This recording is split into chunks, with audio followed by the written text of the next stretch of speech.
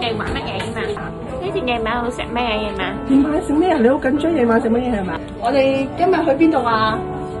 去蘇茂坪。係去蘇茂坪嘅叻仔啊，係啦，去蘇茂坪今晚會喺邊度瞓覺啊？宿舍。宿舍。飛機，我哋今日去邊度？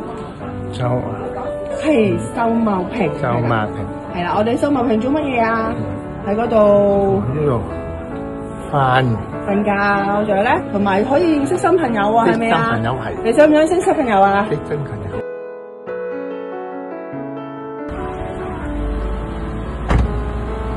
拜拜，基基。拜拜，好嘛？拜拜。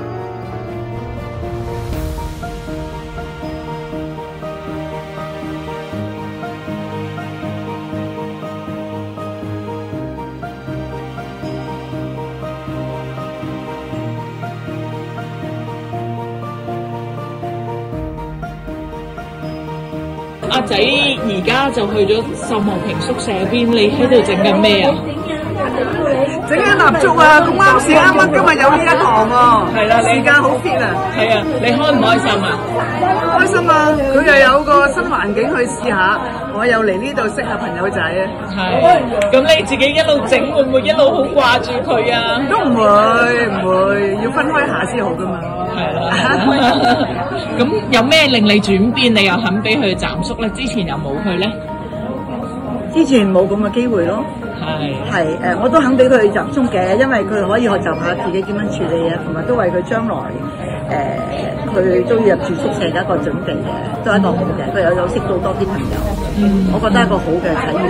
係，好啊好啊！你有啲咩説話想鼓勵其他嘅照顧者啊？盡量放手咯，俾佢有多啲嘅體驗。因為如果佢只係認定你係佢唯一一個照顧者，同埋唯一一個可以信託嘅人咧，咁佢會好孤單。好啊，多謝你。喂，你個女今日去咗暫宿喎，哇！你咁安心自己喺度，玩得特別開心，特別點解啊？特別放鬆，因為放心交俾職員帶我小朋友，我唔使擔心咯，所以更加 relax 喺呢個活動度咯。